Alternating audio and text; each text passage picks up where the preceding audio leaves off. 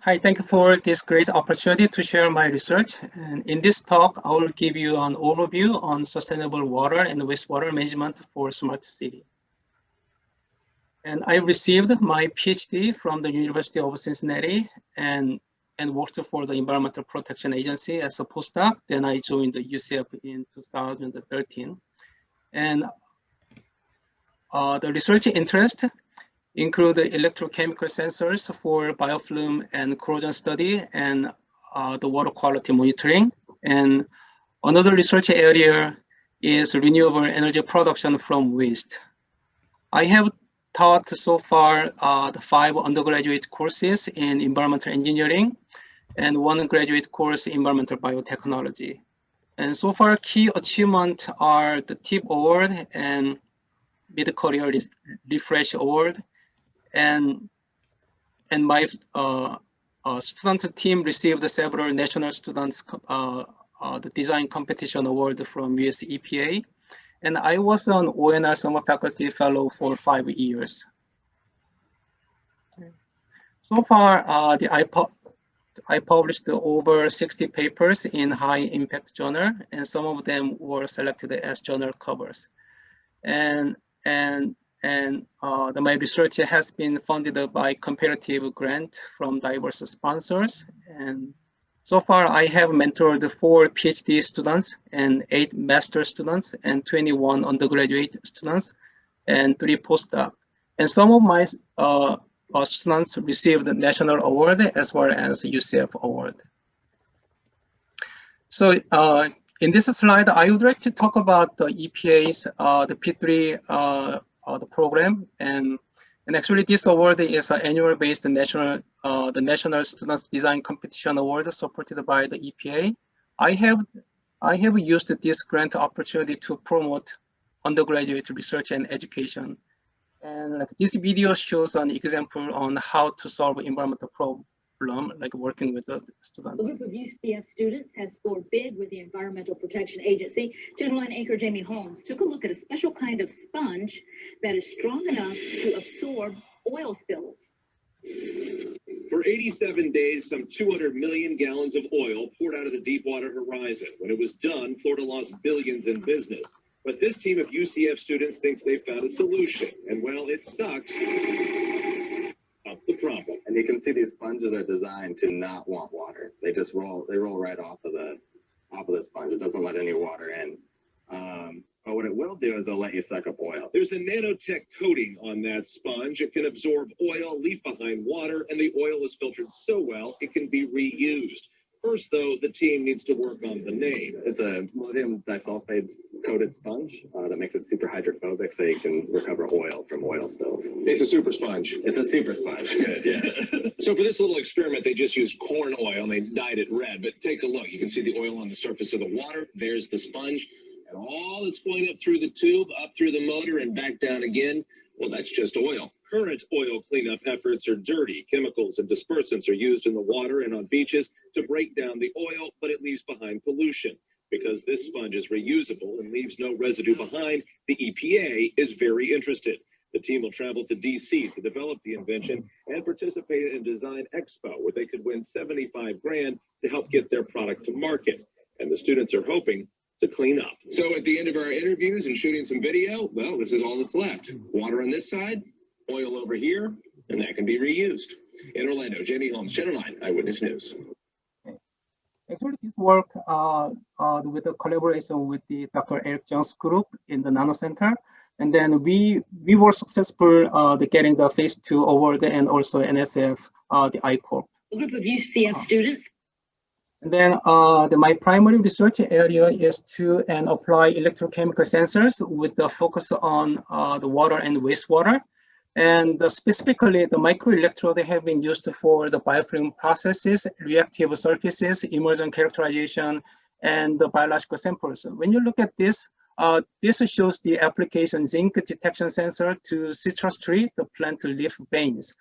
And you can see the microelectrode is approaching to the samples, and then it can measure zinc according to the depth.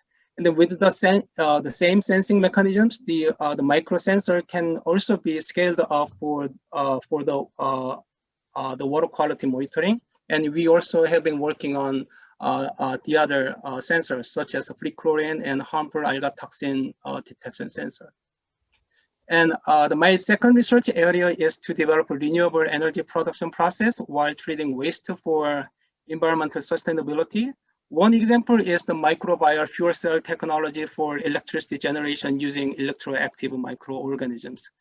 And this is the algae. And as you can see, algae can be used in very different ways to produce energy. Among them, our research team used the algae for the biohydrogen production and advanced wastewater treatment process development. And the one DOE-funded project is to produce the filamentous algae for animal feed using this flue gas from the power plants. And we conducted a carbon utilization mass balance. And then my research lab is a specialty is microelectrode. And then this is the needle type microsensor, which is a unique tool for in situ measurement of the chemical compound at a micro scale.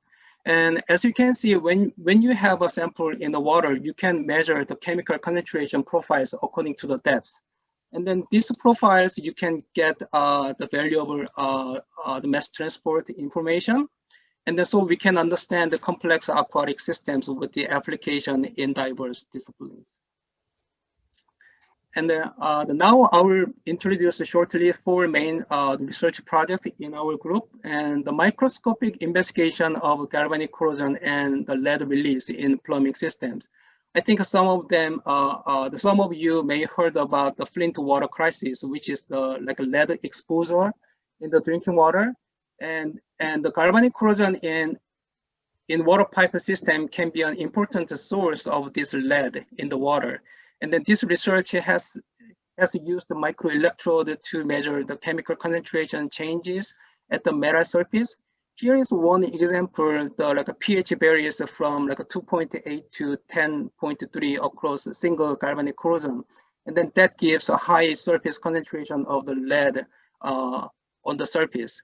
And then this was an important step to understand the corrosion mechanism in the metal surface, and this in situ information can be used for upgrading the existing water quality model. And in this project, we developed the electrochemical heavy metal sensors using square wave anodic stripping voltammetry. And this includes lead, zinc, and the mercury, cadmium, and arsenic sensor, which can be used for heavy metal monitoring in tap water, the mining wastewater, and stormwater. And so far, many projects has been conducted with this topic. And I have been working with Dr. Cho in mechanical engineering and Dr. Jai and Dr. Eric Jung group in NSTC.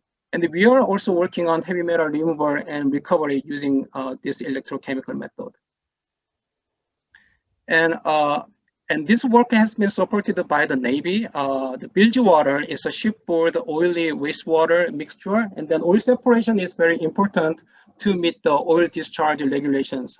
Our research objective was to improve our understanding on chemically stabilize the oil in water immersion characteristics. We tested over 1,000 immersion samples using several methods, including confocal laser scanning microscope and oil separation, and processed the data using machine learning to develop a bilge water immersion stability prediction model. And this modeling can assist in the appropriate bilge water treatment for the Navy as well as other ships. And this is the bioenergy production project using microalgae, and that has been funded by Florida Space Grant Consortium. As you know, the microalgae as a plant can produce oxygen under sunlight, and we can use this to provide oxygen in the wastewater treatment process using algal bacteria symbiosis. But in this study, we controlled the microalgae, the oxygen evaluation systems, and produced the hydrogen from algae instead of oxygen. So as you can see, we control the hydrogenase activities, and we can generate the hydrogen and oxygen alternatively, and we can generate the hydrogen continuously under this continuous the light conditions. And then as a near term, this is the simple lead check sensor in the tap water. Our purpose is to give green light for safe drinking water, as you can see, and then the red light for lead contamination in the tap water. We are also working on diverse sensor configuration and integration into a continuous real-time water quality monitoring. And this one is in Florida, the harmful algal bloom is a very important water resource problem. So we will be working on sustainable algal control and mitigation using nanotechnology. As you can see, we have had a good preliminary data of algal removal over time. And then like PFAS is another hot issue in everywhere. And then we also have a good preliminary data for this forever chemical using electrochemical destruction, working with the Dr. Chai's group.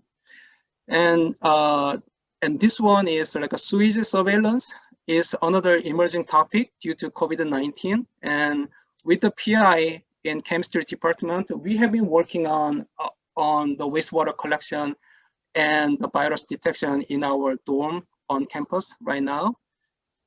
And then in some countries like Korea, due to high population and high cost of land, there is a trend of the research on underground wastewater treatment plant.